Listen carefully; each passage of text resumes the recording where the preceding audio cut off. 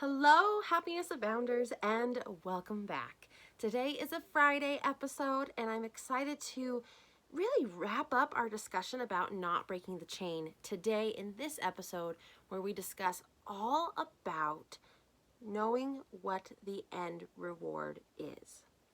Yesterday's episode, I spoke all about how when we have this mentality that we've worked hard and we deserve a break or we deserve a treat or we deserve a reward, and it's not the end goal, then that can actually be detrimental and completely negate all the hard work that we've done and break the chain. Now, way to get through that is to always keep the end goal in mind. Much easier said than done, but that's what I want to talk about today. I really want to ingrain in our minds that the goal is the reward. And anything that comes up in between that we try to convince ourselves is the reward is 9 times out of 10 detrimental. So, and I'll ask this again, I asked it in yesterday's episode, but have you ever just been like, I've been working so hard, I deserve a treat. I'm working so hard, I deserve a break.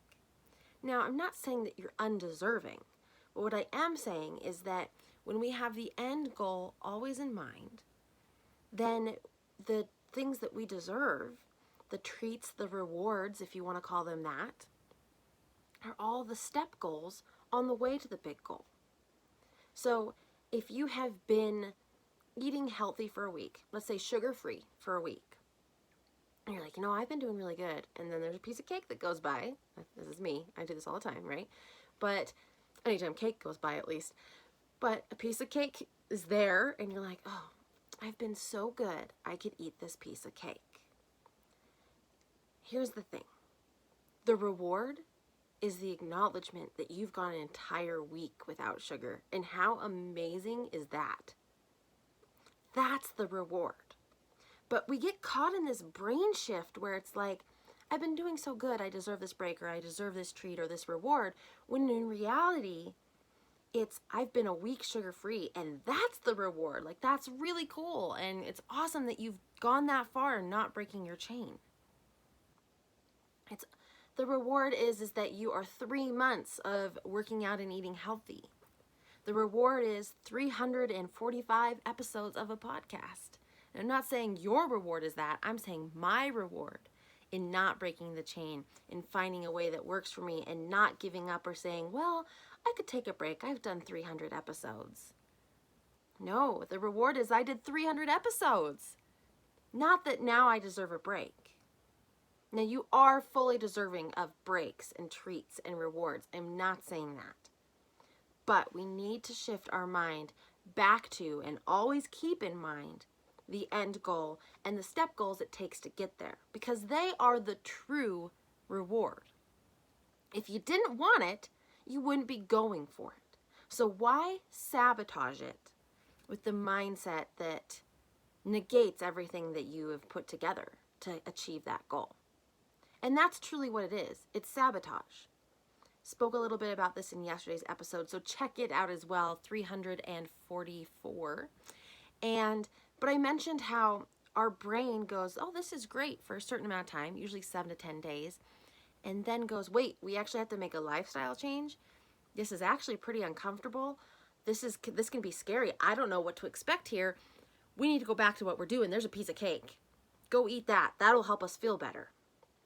Right? So it's our brain trying to protect us from discomfort by telling us we need a break, by telling us that that'll make us feel better, and the reward, that's not as important.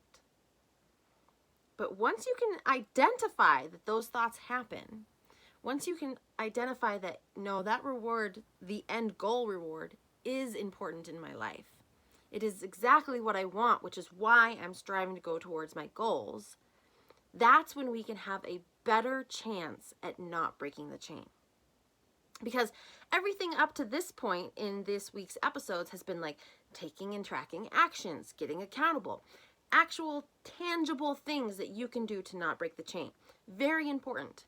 But your mindset has to get you those final steps. You can track and report for a week and a half, 7 to 10 days. You can have accountability for 7 to 10 days. And then those things can drop off because your brain goes, well, we did pretty good for 2 weeks. We deserve a break. And then you take 3 months off from working towards that goal.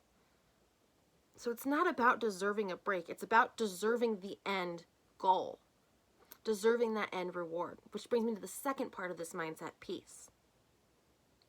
Your brain is uncomfortable, but there's also a part of you that thinks you're not worthy enough. There's a part of you that feels like you don't deserve that end goal. So you substitute that deserving and that worthiness by telling yourself you deserve a break, you deserve a treat that actually takes you away from that goal, because it is so uncomfortable, because you have to break through that mindset of feeling like you're worthy enough to lose 100 pounds. You're worthy enough to not have to deal with sugar. You're worthy enough to get on and do a podcast. You're worthy enough to help other people. You're worthy enough to run a marathon. You're worthy enough to whatever your goal is.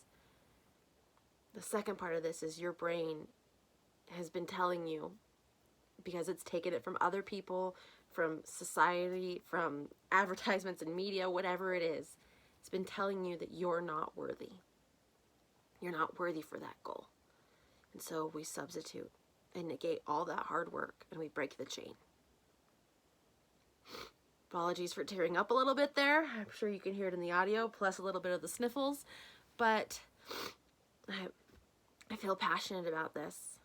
It goes so much more than breaking beyond the chain. You have to keep the chain going to continue to determine that you're worthy. So when that mindset of I've worked hard and I deserve it comes in, it's you feeling like you may not be quite worthy enough for the big goal, for that goal that's out there that you want, that's lofty and feels so far away right now. And the only way you will get there is if you don't break the chain. Because if you wait until you feel confident in doing something, you'll never do it. Why?